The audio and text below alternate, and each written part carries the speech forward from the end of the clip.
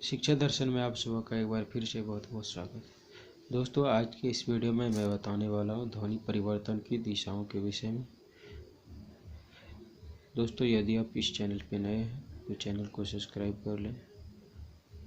यदि आपको वीडियो अच्छा लगे तो आप हमें कमेंट बॉक्स में बताएं। तो चलिए दोस्तों, वीडियो को शुरू करते हैं और जानते हैं ध्वनि परिवर्तन की दिशा है। सोस्यूर के अनुसार ध्वनि परिवर्तन के कारणों की खोज करना भाषा विज्ञान की सबसे कठिन समस्या है। यदि सोस्यूर के अनुसार बात किया जाए तो ध्वनि परिवर्तन के कारणों की खोज करना बहुत ही कठिन है। एकासी मुख्य बात यह है कि ध्वनि परिवर्तन के जो कारण बताए गए हैं उनमें से कोई एक कारण परिवर्तन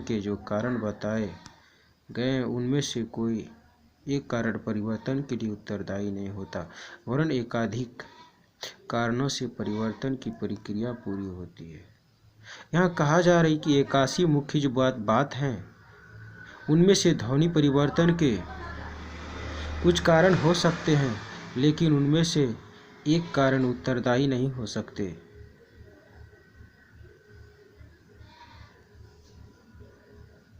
और एकाधिकार कारणों से परिवर्तन की प्रक्रिया पूरी भी नहीं हो सकती है। प्रक्रिया पूरी होती है।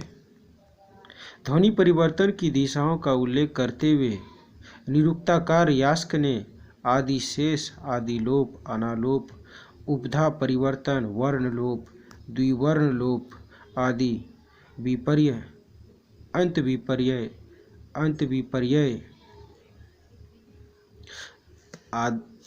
आद्यंत विपर्य, अंतिम वर्ण परिवर्तन, वर्णोपजन आदि का उल्लेख किया है। ध्वनि परिवर्तन का उल्लेख करते हुए यास्क जी ने आदिलोप, अनालोप, उपधा परिवर्तन, वर्ण लोप, द्विवर्ण लोप आदि का वर्णन किए हैं। साथ ही विपर्य, अंत विपर्य,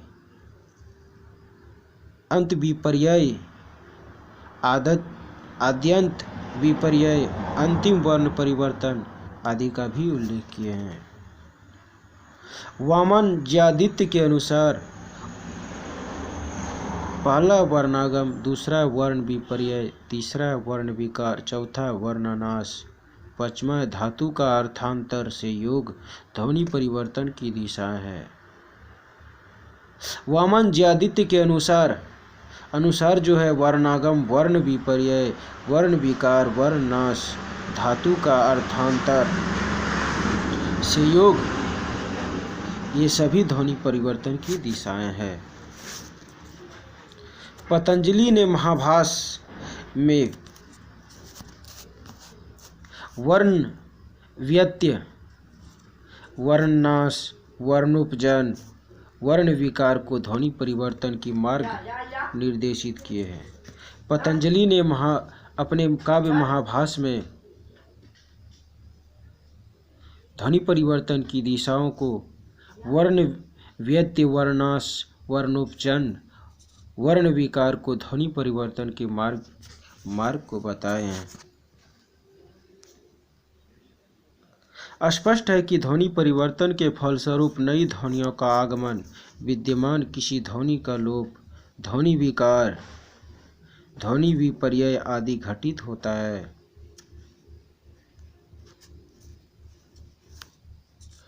स्पष्ट रूप से हम लोग कह सकते हैं कि ध्वनि परिवर्तन के फलस्वरूप जो ध्वनियों का आगमन, विद्यमान ध्वनि का लोप, ध्वनि विकार, ध्वनि विपर्य आदि इन सभी घटनाएं होता है। इसके फलस्वरूप एकाधिकार ध्वन्यात्मक विशेषताएं प्रकट होकर पद के रूप में परिवर्तन उपस्थित होता है। इसके अलावा भी एकाधिकार ध्वन्यात्मक विशेषताएं प्रकट होकर पद के रूप में उपस्थित दिखाई पड़ते हैं। पहला है स्वर भक्ति। भाष्यकार उवट ने स्वर भक्ति को स्वर का प्रकार कहा है। स्वर भक्ति स्वर प्रकार इत्यर्थ। भाष्यकार उवट ने स्वर भक्ति को स्वर का प्रकार कहे हैं। उन्होंने कहा है कि स्वर भक्ति स्वर प्रकाश इत्यर्थ। भक्ति सब भज धातु से व्युत्पन्न है। भक्ति जो है, भक्ति शब्द जो है वह भज धातु से उत्पन्न हुए हैं। भक्ति का अर्थ है विभक्त करना, विभाजन करना, जहाँ व्यंजन गुच्छ या संयुक्त व्यंजन होता है। विभक्ति का जो अर्थ है वह विभक्त करना, विभाजन करना होता है, और वह व्यंजन गुच्छ या संयुक्त व्यंजन होता है।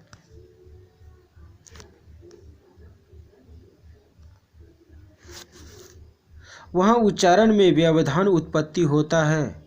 इस व्यवधान को दूर करने के लिए संयुक्त व्यंजनों के बीच में ह्रस्व स्वर का आगमन होता है। इससे संयुक्त व्यंजन का प्रभाव विभक्त हो जाता है। वहाँ पर जो उच्चारण में व्यवधान पैदा करते हैं और इस व्यवधान को दूर करने के लिए संयुक्त व्यंजनों में ह्रस्व स्वर का आगमन हो जाता है और वो संयुक्त व्यंजन का प्रभाव विभक्त हो जाते हैं। इसे ही स्वर भक्ति कहा जाता है। स्वर भक्ति दो प्रकार की होती है, ह्रस्व स्वर स्वर भक्ति और दूसरा है दीर्घ स्वर भक्ति। यहाँ पर स्वर भक्ति के दो प्रकार हैं, पहला ह्रस्व स्वर और दूसरा दीर्घ स्वर भक्ति। डॉक्टर पिछले के अनुसार अर्धमागधी तथा अपभ्रंश में अ का प्रयोग स्वर भक्ति रूप में आता है। उ और ई का स्वर भक्ति में विशेष रूप से प्रयोग मिलता है। डॉक्टर पिछले के अनुसार जो है अर्धमागधी और अपभ्रंश में अ का प्रयोग स्वर भक्ति के रूप में मिलता है। उ और ई का स्वर भक्ति में विशेष रूप से प्रयोग मिलते हैं। आर्य को अर्य, पद्य को पदुम, पौम, पद को पदुम पौम, प्राण को प्राण कहा जाता है। दूसरा आगम। आगम का अभिप्राय है किसी नई ध्वनि का आगमन। उच्चारण की क्रूरता, उच्चारण की सुकृता के लिए शब्द में अविद्यमान किसी ध्वनि का आगमन किया जाता है। इस आगमन का जो अभिप्राय है इसमें नई ध्वनि का आगमन होता है। उच्चारण की सुकृता के लिए शब्द में विद्यमान किसी ध्वनि का आगमन किया जाता है। इसके कई रूप होते हैं। पहला है आदि स्वरागम, दूसरा मध्य स्वरागम, तीसरा अंत्य स्वरागम। पहला क नंबर है आदि स्वरागम। आदि स्वरागम को पूर्वहिति या प्रोथेसिस भी कहते हैं। आदि स्वरागम को पूर्वहिति या प्रोथेसिस भी कहते हैं। उच्चारण सौकर्य के लिए आदि में स्वर का आगम ही आदि स्वरागम है।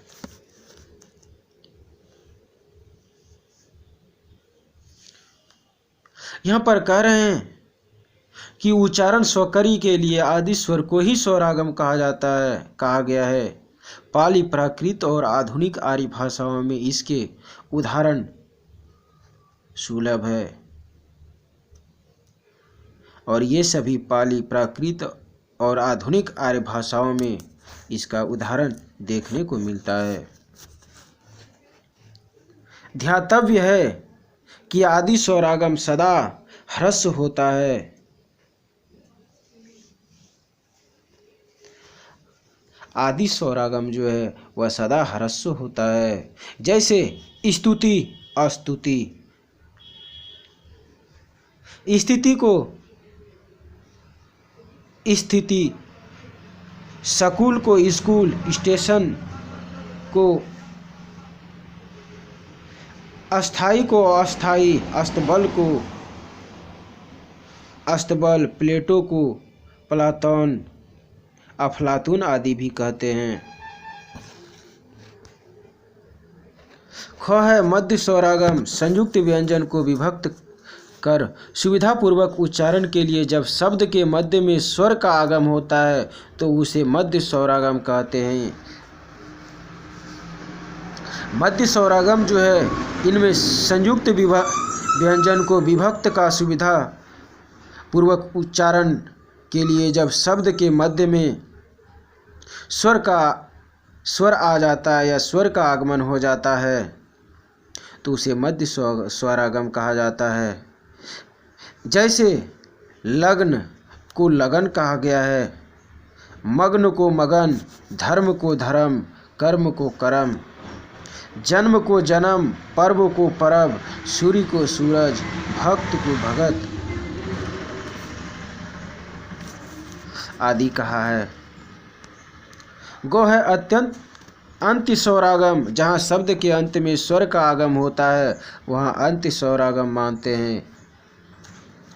अंत्य स्वरागम जो है, जहाँ शब्द के अंत में स्वर आ जाता है वहाँ अंत्य स्वरागम होता है। जैसे दवा को दवाई कहा गया है, पीरी को पिया, पी को पिया, पत्र को पतई, पूर्वा को पुरवाई, खम्भ को खम्भा, एगोन को एगनोई। स्वर की तरह ही उच्चारण की सुविधा के लिए शब्द के आदि, मध्य और अंत में व्यंजन ध्वनियों का भी आगमन होता है। व्यंजन के आगमन को व्यंजनागम कहते हैं। स्वर यहाँ पर कह रहे हैं कि स्वर की तरह ही उच्चारण की सुविधा के लिए शब्द आदि, मध्य और अंत में व्यंजन ध्वनियों का भी आगमन होता है, उसे व्यंजना आगमन कहते हैं। अगला गौ है आदि व्यंजनागम। आदि व्यंजनागम के उदाहरण अत्यल्प है। आदि व्यंजनागम के जो उदाहरण है वह अत्यल्प है। जैसे ओष्ठ को ओठ कहा गया है, ओठ को होंठ कहा गया, उल्लास को हुल्लास, औरंगाबाद को नौरंगाबाद, अस्थि को हड्डी। भाषा शास्त्री यह बताने में अक्षम है कि अ के स्थान पर ह का आदि आगमन कैसे हो जाता है।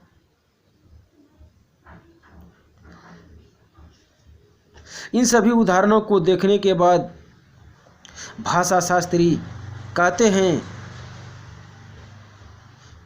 कि हम अक्षम हैं, अ के स्थान पर ह का आगमन कैसे हो जाता है।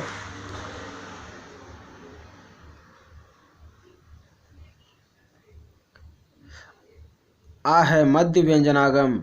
मध्य व्यंजनागम में शब्द के बीच में नया व्यंजन आ जाता है।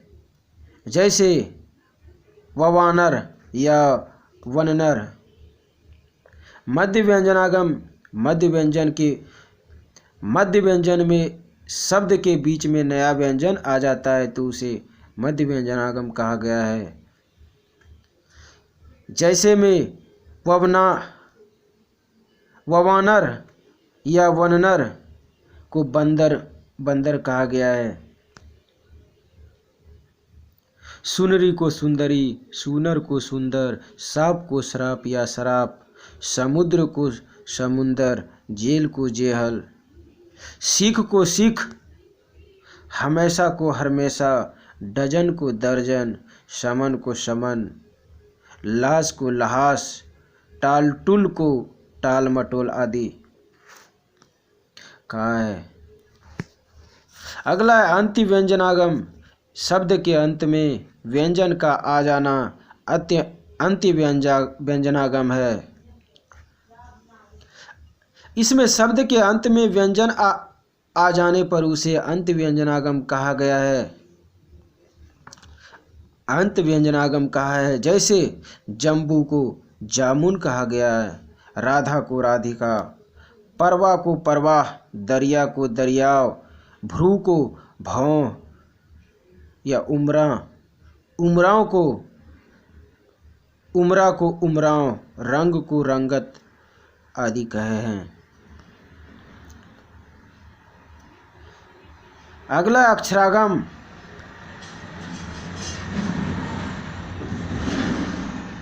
अक्षरागम में गुंजा को घुघुंधी कहा गया है।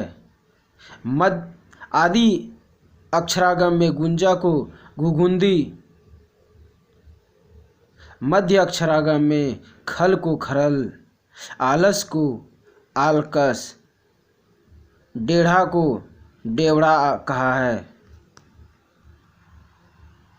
अत्यंत अक्षरागम में वधु को वधूटी, आँख को आंकड़ा, आँख को आँखड़ी, संदेश को संदेशड़ा कहते हैं। तीसरा है लोप। उच्चारण की सुविधा, मुख सुख, बोलने में शीघ्रता अथवा स्वराघात आदि के स्वभाव से शब्द की कुछ ध्वनियों का लोप हो जाता है। लोप जो है उच्चारण की सुविधा से मुख सुख और बोलने में शीघ्रता और स्वराघात आदि प्रभाव से शब्द की जो कुछ ध्वनियाँ लोप हो जाते हैं,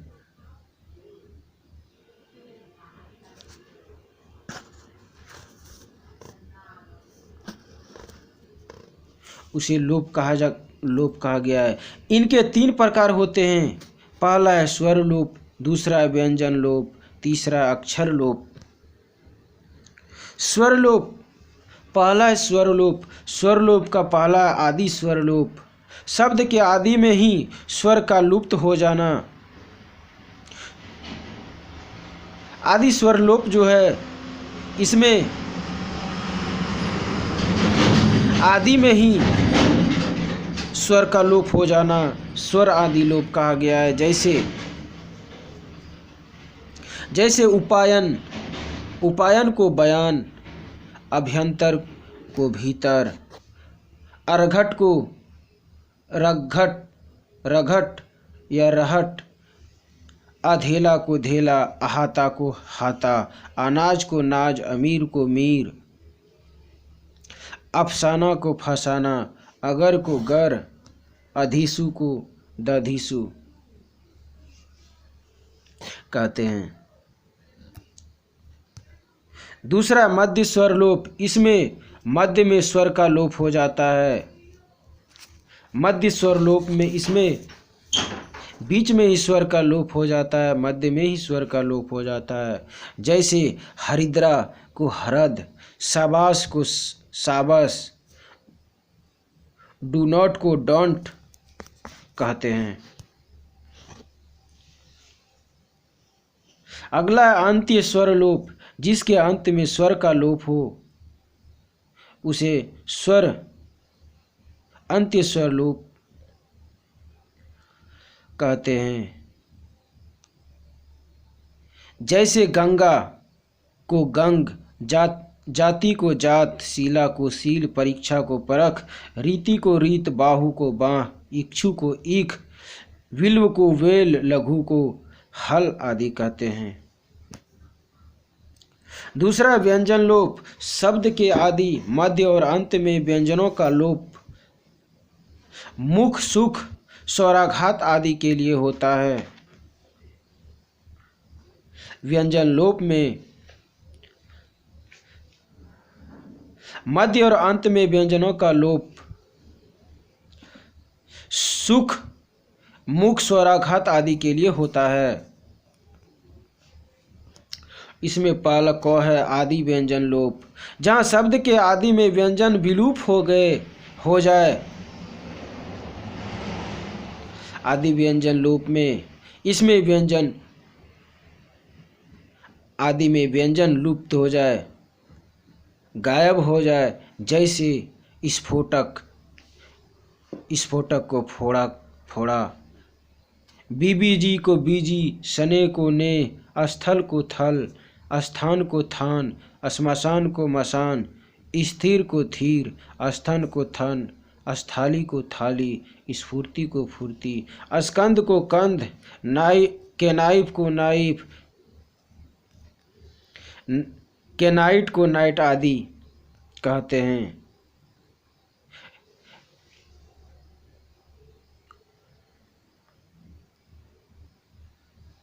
यहाँ पर आदि में ही व्यंजन विलुप्त हो गए हैं। ख है मध्य व्यंजन लोप। शब्द के मध्य में आने वाले व्यंजन का लुप्त हो जाना मध्य व्यंजना लोप कहलाता है।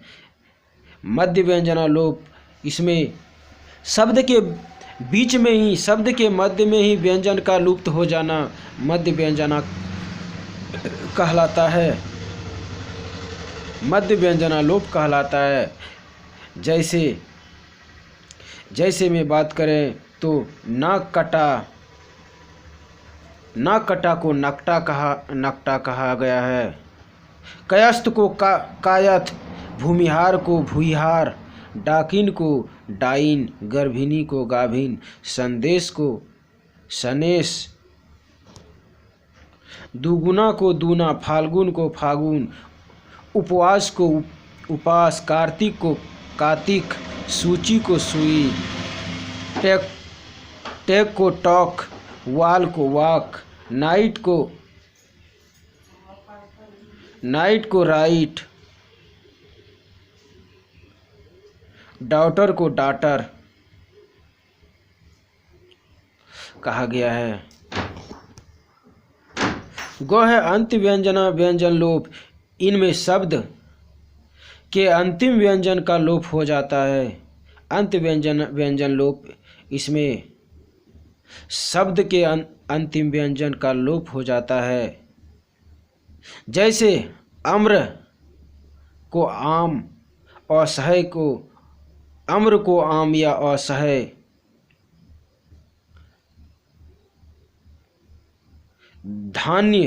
धान्य को धान, सत्य को सत्य, अग्नि को आग, दुहिता को धिया, बम्बो को बम आदि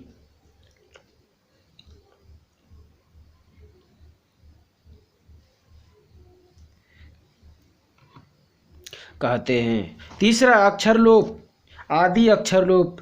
अक्षर लोप का पहला आदि अक्षर लोप। आदि अक्षर लोप में त्रिशूल को शूल, इसमें आदि का लोप हो गया है। अम्मा को माँ, आदित्यवार को इतवार, उपाध्याय को झा, आदित्यवार को इतवार या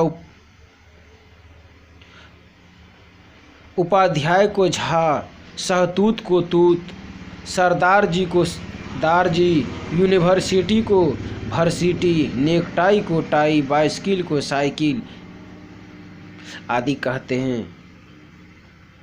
यहाँ पर आदि का लोप हो गया है। मध्य अक्षर लोप।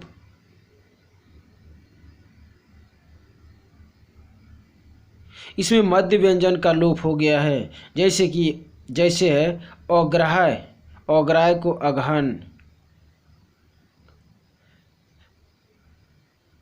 पर्यक, ग्रंथि को पलथी, भंडागार को भंडार, बरूजीवी को बरई, राजकुल्य को राउल, राउर को राजकुल को राउल या राउर, दस्तखत को दस्खत आदि कहते हैं। तीसरा है अंत्य अक्षर लोप। इसमें अंतिम व्यंजन का लोप हो जाता है।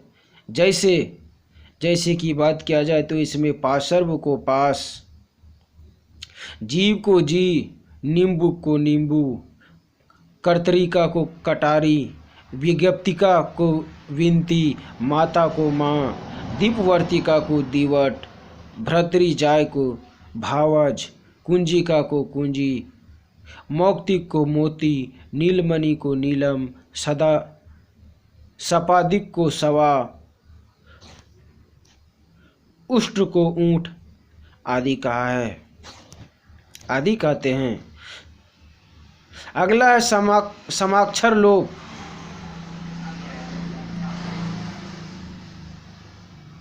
समाक्षर लोप की स्थापना ब्लूमफील्ड ने की है, जिसके अनुसार एक ध्वनि या अक्षर साथ साथ दो बार आए तो एक का लोप हो जाता है। समाक्षर लोप जो है इसकी स्थापना ब्लूमफील्ड ने किया है।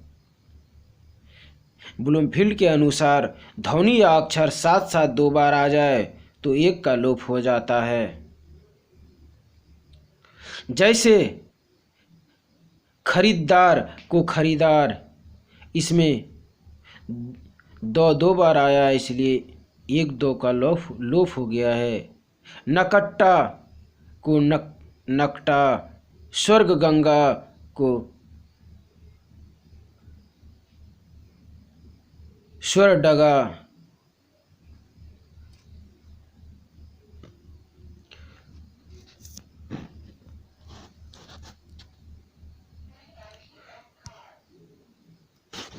ओ जोड़ आ, ई जोड़ ई, ऊ जोड़ ऊ मूलतः समाक्षर लोप के उदाहरण हैं। प्रत्ययों और उपसर्गों के विकास में इन सभी लोपों का महत्वपूर्ण योगदान है। मूलतः जो है समाक्षर लोप के उदाहरण में इन सभी प्रत्ययों और उपसर्गों का बहुत ही महत्वपूर्ण योगदान है। चौथा है विपर्यय। विपर्यय का अर्थ है उलटना। कभी कभी किसी शब्द के स्वर, व्यंजन या अक्षर का क्रम उच्चारण में उलट जाता है, इसे विपर्यय कहते हैं। विपर्यय का जो अर्थ है वह उलटना होता है। कभी कभी शब्द के स्वर, व्यंजन या अक्षर का क्रम के उच्चारण को उलट दिया जाता है या उलट जाता है, उसे विपर्यय कहते हैं। गलत अनुकरण और बोलने में विप्रता के कारण विपर्यय की क्रिया होती है। गलत अनुकरण और गलत बोलने में विप्रता के कारण विपर्यय की ये प्रक्रिया होती है, अर्थात उच्चारण क्रम में उपयुक्त कारणों से एक ध्वनि दूसरी ध्वनि के स्थान पर तथा दूसरी ध्वनि पहली ध्वनि के स्थान पर आ जाती है। पास की ध्वनि जब तक दूसरे का स्थान लेती है तो उसे पार्श्ववर्ती विपर्यय कहते हैं, और दूसरी ध्वनि में विपर्यय हो तो उसे दूरवर्ती विपर्यय कहते हैं।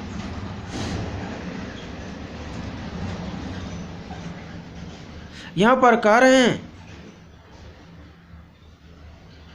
कि गलत अनुकरण और बोलने में विप्रता के कारण विपर्यय की प्रक्रिया होती है, अर्थात उच्चारण के क्रम में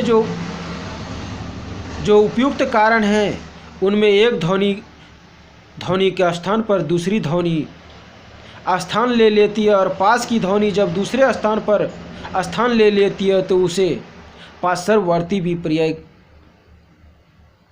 कहते हैं, और दूसरी ध्वनि में विपर्यय हो तो उसे दूरवर्ती विपर्यय कहते हैं। यथा पहुँचना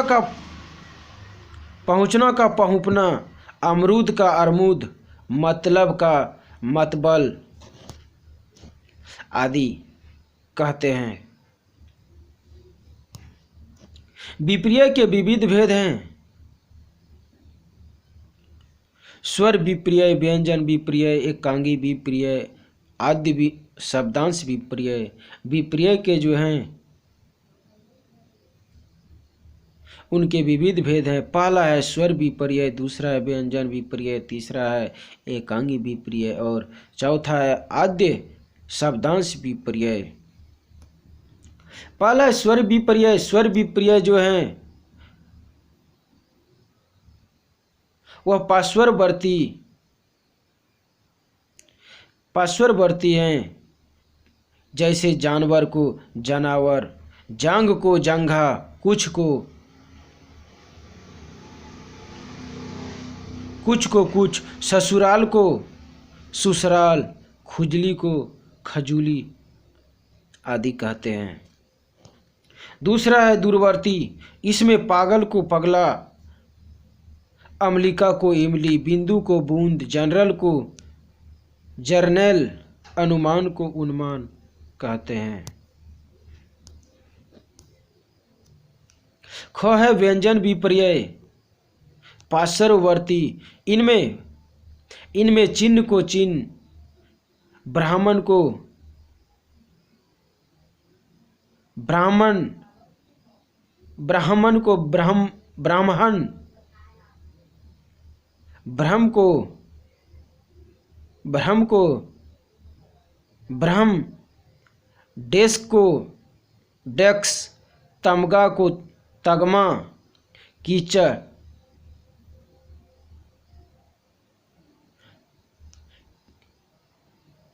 कीचड़ को कीड़च आदि कहते हैं।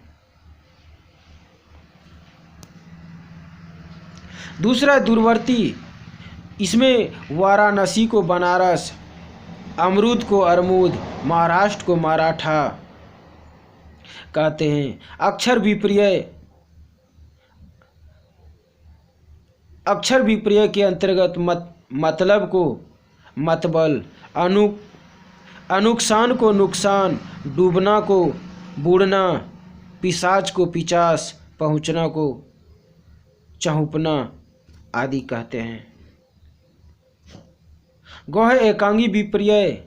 वानिंद्रिय के अनुसार जब कोई ध्वनिग्राम अपना स्थान छोड़कर दूसरे स्थान पर चला जाता है और उसका स्थान रिक्त रहता है क्योंकि दूसरा ध्वनिग्राम उस स्थान पर नहीं आता, तो उसे एकांगी विपर्यय कहा जाता है।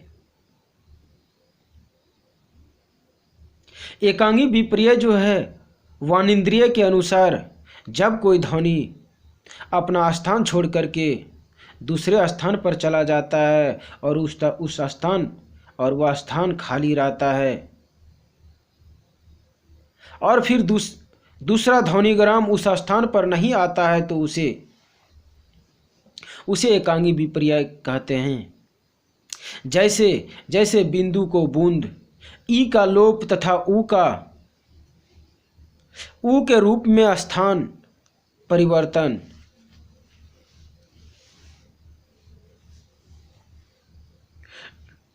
डिबेरी, ड्रेबी, फ्रेस्टा, फिस्ट्रा, उल्का, लुका आदि कहते हैं।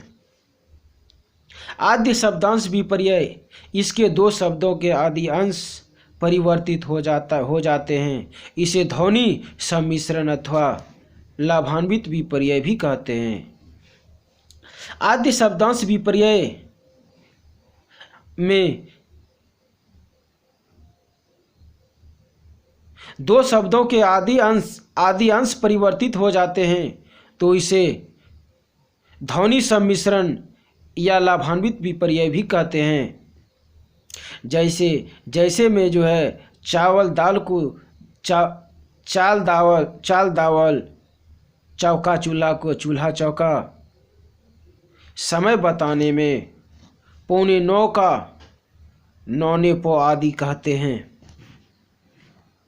पांचवा समीकरण में दो ध्वनियाँ समीप रहने से सम हो जाती है, अर्थात एक ध्वनि दूसरी ध्वनि को प्रभावित कर से अपना रूप दे देती है। जैसे चक्र का चक्का। समीकरण के अंतर्गत जो है इनमें ध्वनि समीप रहने से सम हो जाते हैं, लेकिन ध्वनि दूसरी ध्वनि को प्रभावित करके अपना रूप दे देती है, उसे समीकरण कहते हैं। जैसे चक्र को चक्का, यहाँ क ध्वनि रौ के प्रभावित या समीकृत कर क बना लिया गया है। समीकरण बोलने की सुविधा की दृष्टि से होता है। इसे सावर्ण्य, सारूप्य, अनुरूपता या समीभवन भी कहा जाता है। इसे जो है सावर्ण्य या समरूप्य, अनुरूपता या समीभवन भी कहा जाता है। इसके दो भेद हैं, पहला है स्वर समीकरण, दूसरा है व्यंजन समीकरण। इनके पुरोगामी और पश्चगामी दो दो और भेद होते हैं। समीकरण इनके जो हैं दो भेद हैं, पहला है स्वर समीकरण, दूसरा व्यंजन समीकरण। इसके अलावा भी इनके पुरोगामी और पश्चगामी दो दो और भेद हैं। इन्हें भी दूरवर्ती और पार्श्ववर्ती दो भागों में बांटा गया है। तो पहला है स्वर समीकरण। जब समीकरण दो स्वरों में हो तो उसे पुरोगामी, और जब दूसरी ध्वनि पहली को प्रभावित करती हो तो पार्श्वगामी समीकरण कहते हैं। जब ध्वनि पास पास रहती है तो पार्श्ववर्ती, और जब दूर दूर रहती है तो दूरवर्ती कही जाती है। स्वर समीकरण जो है, यह जब समीकरण दो स्वर में हो तो उसे पुरोगामी कहते हैं। जब दूसरी ध्वनि पहली को प्रभावित करते हैं तो उसे पश्चगामी समीकरण कहते हैं। और जब ध्वनियाँ पास में ही रहते हैं, पास रहते हैं तो उसे पार्श्ववर्ती, और जब दूर रहते हैं तो उसे दूरवर्ती कही जाती है। पार्श्ववर्ती पुरोगामी स्वर समीकरण, इसमें जो है आइए को आयु, और को और कहा जाता है। दूरवर्ती पुरोगामी, इसमें स्वर समीकरण, दूरवर्ती पुरोगामी स्वर समीकरण, इसमें खुपरी को खुरूपी, सूरज को सुरूज, जुल्म को जुलूम कहते हैं। पार्श्ववर्ती पश्चगामी समीकरण, इसमें कब ऐला को कब ऐला कहते हैं। दूरवर्ती पश्चगामी समीकरण, इसमें अंगुली को उंगली, आदमी को आदमी, इक्षु को उखु, असूया को उसूया कहते हैं। ख है व्यंजन समीकरण। जब समीकरण दो व्यंजनों में हो तो व्यंजन समीकरण कहलाता है। इसके भी पुरोगामी, पश्चगामी और पार्श्वगामी दूरवर्ती भेद होते हैं। व्यंजन समीकरण जो है, इनमें समीकरण के दो व्यंजन में हो तो व्यंजन समीकरण कहलाते हैं। इसके भी जो है पुरोगामी, पश्चगामी और पार्श्ववर्ती दूरवर्ती भेद होते हैं। तो पार्श्ववर्ती पुरोगामी व्यंजन समीकरण, इसमें जो है बग्गी, निद्रा को नींद, चक्र को चक, पत्र को पथ, पथ्य को पथ, पुत्र को पूत, रात्रि को रात कहते हैं। दूरवर्ती पुरोगामी समीकरण, इसमें जो है कचपच को कचकच, खटपट को खटखट, प्रजावती को प्रजपति या प्रजापति कहते हैं। पार्श्ववर्ती पश्चगामी समीकरण, इसमें जो है दुर्वा को दूब, वार्ता को बात, शर्करा को शक्कर, ऊर्ण को ऊन, दुग्ध को दूध, वलक को बालक, मुग्ध को मूंग, आधशेर को आशेर, रात दिन को रात दिन, भात दाल को भात दाल। दूरवर्ती पश्चगामी समीकरण, इसमें जो है खरकट को करकट, लकड़बग्घा को बकड़लग्घा कहते हैं। छठा है विषमीकरण। विषमीकरण का उल्टा विषमकरण है। जब दो निकट समान ध्वनियों में से एक बदल जाए तो उसे विषमीकरण कहते हैं। विषमीकरण का जो उल्टा है वह विषमकरण होता है। जब दो निकट समान ध्वनियों में से कोई एक बदल जाए तो उसे विषमीकरण कहते हैं। इसके भी स्वर और व्यंजन तथा पुरोगामी पश्चगामी भेद होते हैं। इसके भी जो है स्वर व्यंजन और पुरोगामी पश्चगामी भेद हैं। तो पहला है स्वर विषमीकरण, इसका पहला है पुरोगामी समीकरण। इसके अंतर्गत पुरुष को पुरुष या तिलक को टिकली कहते हैं। दूसरा पश्चगामी विषमीकरण, मुकुट को मऊर, बकुल को बऊर, नुपुर को नेडर। है व्यंजन विषमीकरण।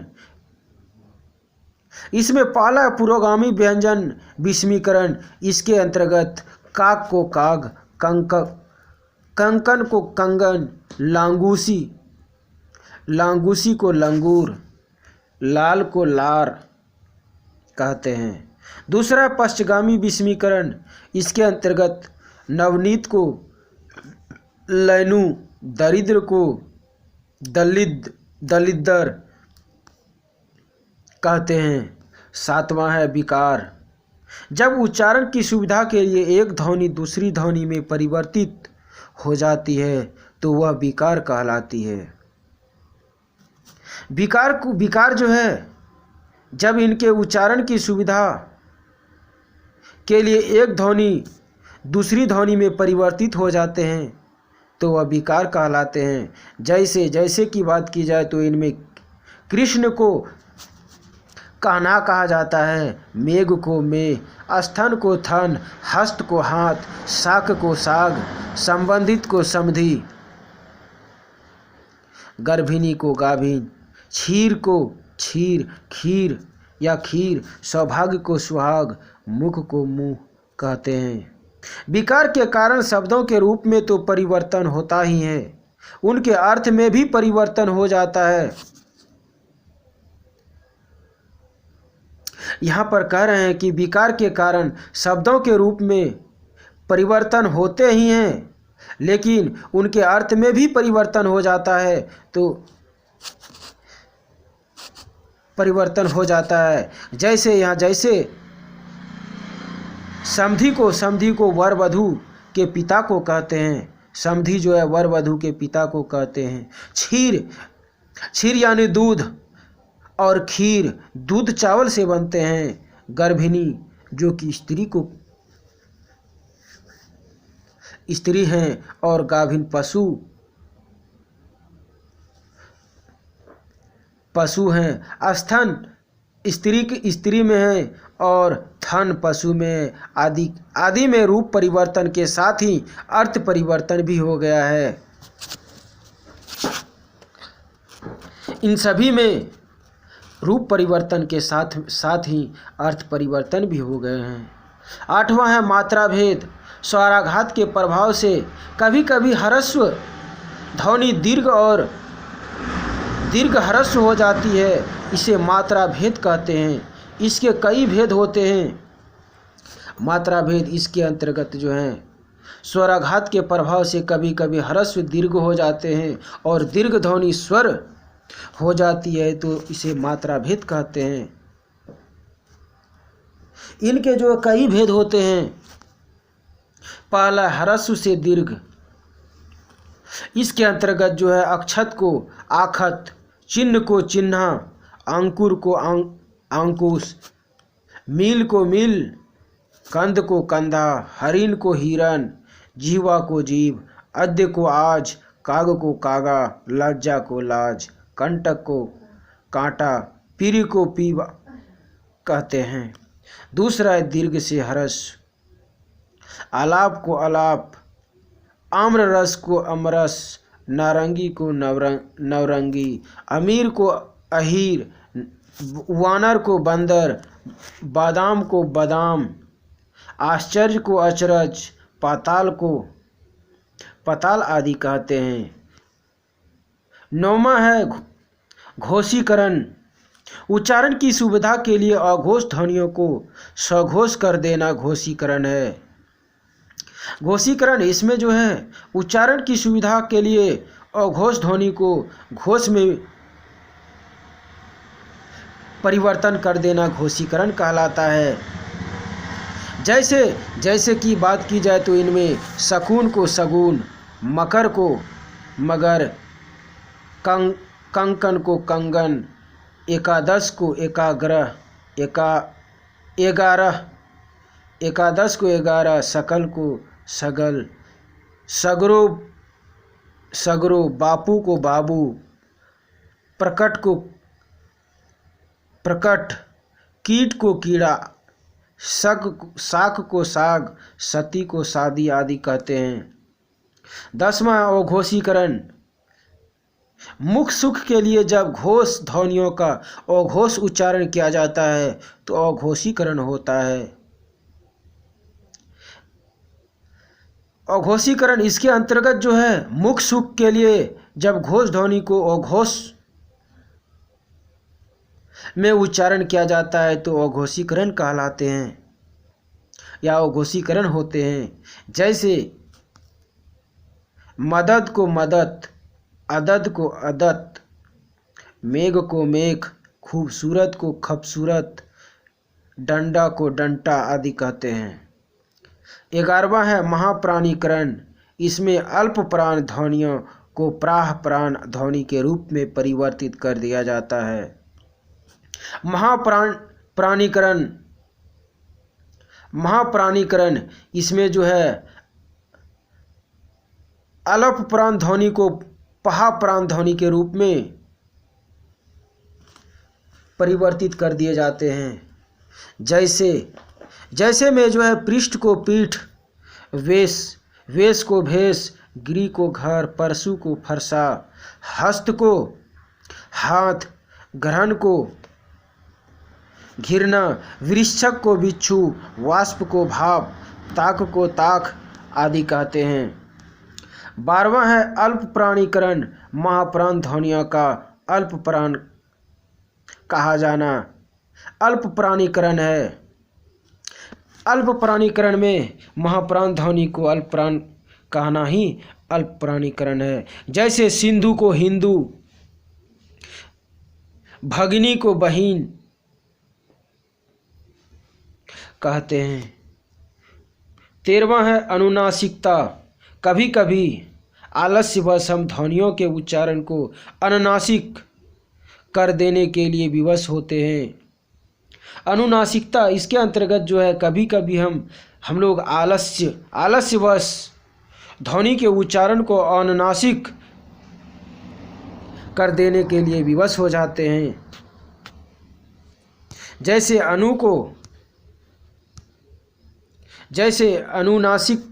अनुनासिकता के संबंध में कहा जाता है वह द्रविड़ प्रभाव है।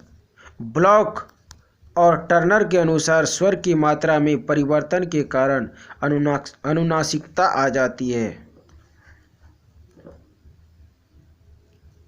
ब्लॉक और टर्नर के अनुसार स्वर की मात्रा में परिवर्तन के कारण अनुनासिकता आ जाती है।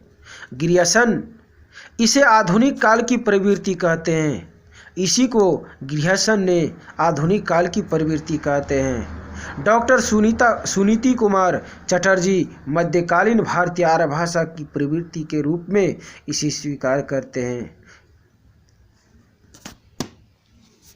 ग्रियसन के बाद जो है डॉक्टर सुनीति कुमार चटर्जी ने इसे मध्यकालिक भारतीय आर्य भाषा की प्रवृत्ति के रूप में मानते हैं या स्वीकार करते हैं। डॉक्टर भोलानाथ तिवारी इसे मुख सुख का परिणाम कहते हैं। इसके बाद जो है डॉक्टर भोलानाथ तिवारी ने इसे मुख सुख का परिणाम कहते हैं। अनुनासिकता अकारण भी होते हैं, क्योंकि शब्द में अनुनासिकता न होने पर भी उसे अनुनासिक रूप में उच्चारित किया जाता है।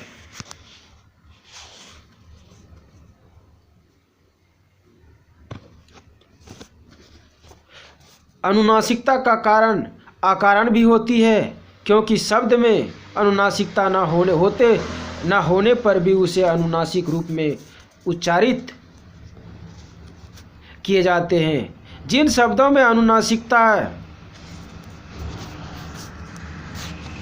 इन शब्दों में अनुनासिकता है, जैसे अश्रु को आंसू, सर्प को सांप, उष्ट को ऊंट, वक्र को बाका, कूप को कुआं, भ्रू को भौं, बाहु को बाँह, अक्षी को आँख, उच्च को ऊंचा, श्वास को सांस, बेत्र को बेंत, सत्य को साँच आदि कहते हैं। साकारण अनुनासिक, इसमें चंचू को चोंच, भंग को भांग, कंपन को कांपना, चंद्र को चांद, आमलक को आंवला, बिंदु को बूंद आदि कहते हैं। 14वां है उष्मीकरण। जब अनुष्म ध्वनियाँ उष्म में परिवर्तित हो जाती है तो उष्मीकरण कहा जाता है। केंतुम वर्ग की क ध्वनि शतम वर्ग में स हो जाती है। उष्मीकरण जो है, इनमें जब अनुष्म ध्वनियाँ उष्म में परिवर्तित हो जाते हैं तो उसे उष्मीकरण कहा जाता है। इसमें क ध्वनि सतत वर्ग में स हो जाती है, जैसे केंतुम को शतम या शतम कहते हैं। 15वां संधि। तेजी में बोलने, प्रयत्न, लाघव आदि के कारण कभी कभी स्वर या व्यंजनों में संधि हो जाता है। इसे ध्वनि में परिवर्तन होता है। यह समीकरण के भिन्न रूप हैं। संधि, तेजी से बोलना,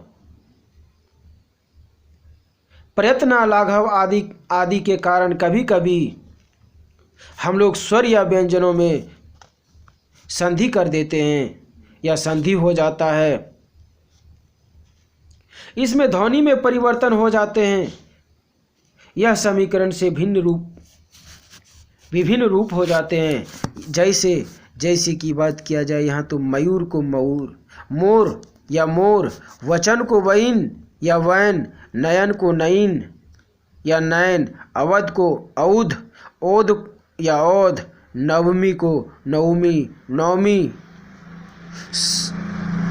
सप्तनी को सवत, सऊत को सोत, सत को सऊ, सब को सऊ, सौ, भ्रमर को भवर या भौर या भौर कहते हैं।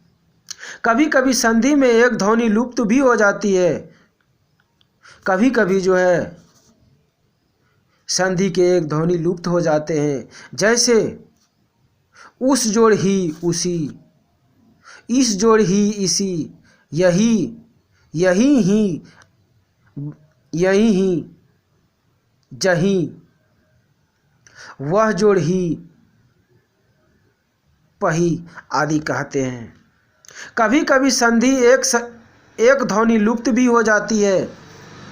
कभी कभी जो है संधि के एक ध्वनि लुप्त हो जाते हैं, जैसे में उस जोड़ ही उसी, इस जोड़ ही इसी, यह जोड़ ही यही, यहाँ जोड़ ही यहीं, कहाँ जोड़ ही कहीं, वहाँ जोड़ ही वहीं, जहाँ जोड़ ही जहीं, वह जोड़ ही वही आदि कहते हैं।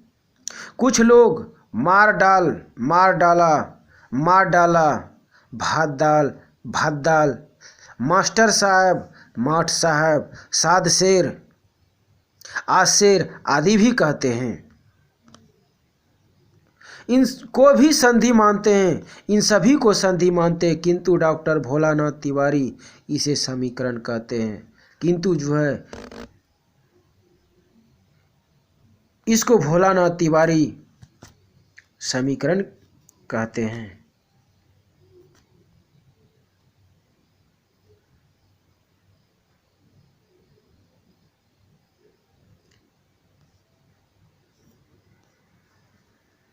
16वां है भ्रामक व्युत्पत्ति। ठीक से न सुनने के कारण अथवा अज्ञानवश कुछ ध्वनि को अपनी भाषा प्रकृति के अनुरूप बना लिया जाता है, इसे भ्रामक व्युत्पत्ति कहते हैं। भ्रामक व्युत्पत्ति इसमें ठीक से न सुनने के कारण अथवा या अज्ञानतावश कुछ ध्वनि को अपनी भाषा प्रकृति के अनुरूप बना लेते हैं, तो इसे भ्रामक व्युत्पत्ति कहते हैं। जैसे जैसे की बात की जाए, इसमें इंतकाल को अंतकाल, गार्ड को गादर, लॉर्ड को लॉट, लाइब्रेरी को रायबरेली कहते हैं। इन परिवर्तनों के अतिरिक्त कुछ ऐतिहासिक परिवर्तन का उल्लेख भी आवश्यक है। इसके अलावा जो है, इन परिवर्तनों के अतिरिक्त कुछ ऐतिहासिक परिवर्तन का भी उल्लेख करना आवश्यक है। ये परिवर्तन उपयुक्त रूपों में साहसिक किए जा सकते हैं, किंतु ऐतिहासिक महत्व की दृष्टि से उनका कथन अपेक्षित है। पहला है अभिश्रुति। अभिश्रुति का अर्थ है शब्द के किसी आंतरिक स्वर में बाद के अक्षर में आने वाले किसी अन्य स्वर के कारण होने वाला परिवर्तन। इसे पूर्ववर्ती अक्षर का स्वर या तो परिवर्तित करने वाले व परवर्ती अक्षर के स्वर के अनुरूप हो जाता है, या परिवर्तित करने वाला परवर्ती स्वर का लोप हो जाता है। ब्लूमफील्ड इसे पश्चगामी स्वर समीकरण मानते हैं, किंतु अभिश्रुति और पश्चगामी समीकरण में अंतर है। ग्रिम ने जर्मन भाषा में इस प्रवृत्ति को लक्षित और अमुल्ट नाम दिया है। इसे जो है ग्रिम ने जर्मन भाषा में इस प्रवृत्ति को अमुल्ट नाम दिया है। डॉक्टर चटर्जी के अनुसार बांग्ला में भी यह प्रवृत्ति मिलती है। चटर्जी के अनुसार जो है यह बांग्ला प्रवृत्ति में भी मिलती है। जैसे करिया को करिया,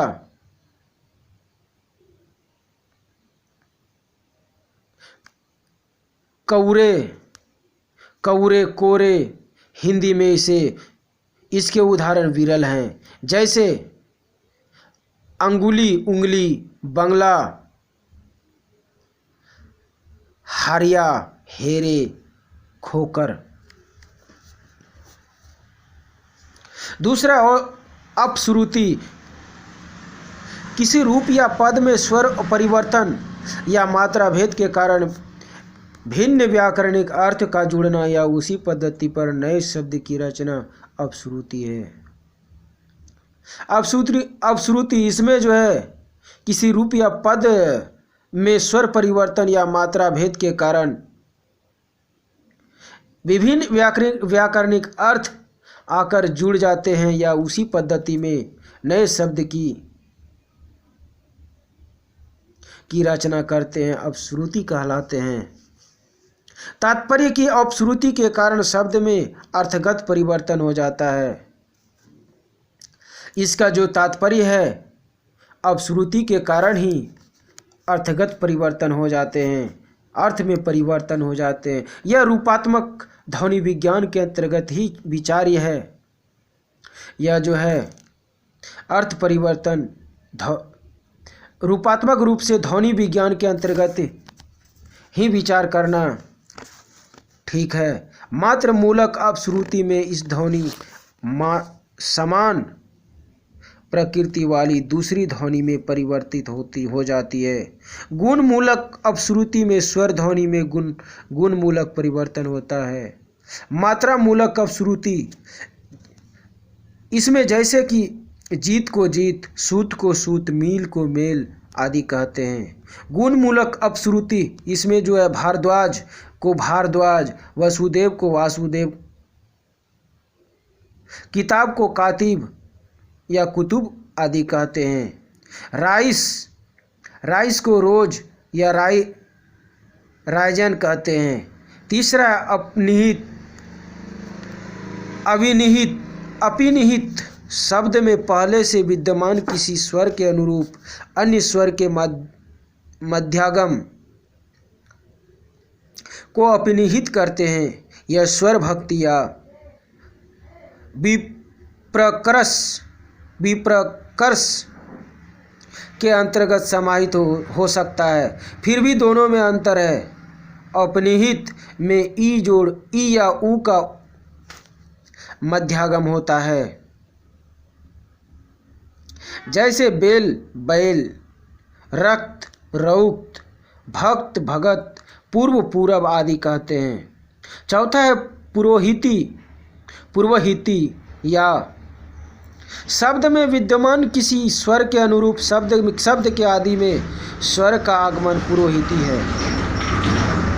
पुरोहिती इसमें जो है शब्द विद्यमान किसी स्वर के अनुरूप शब्द में स्वर हैं, शब्द में स्वर का आगमन है, आगमन पुरोहिती हैं। यह आगमन शब्द का कृत्रिम अंग होता है। यह जो शब्द का आगमन है वह कृत्रिम अंग होता है।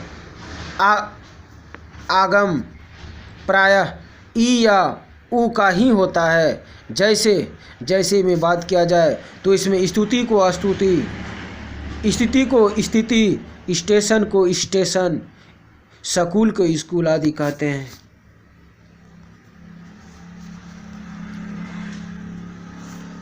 तो दोस्तों ये था ध्वनि परिवर्तन की दिशाओं के विषय में। आज की इस वीडियो में मैं आपको ध्वनि परिवर्तन की दिशाओं के विषय में बताया। यदि दोस्तों वीडियो अच्छा लगे तो हमें कमेंट बॉक्स में अवश्य बताएं। साथ ही यदि आप इस चैनल में नए हैं तो चैनल को सब्सक्राइब कर लें ताकि आने वाला वीडियो सबसे पहले आप तक पहुंचे।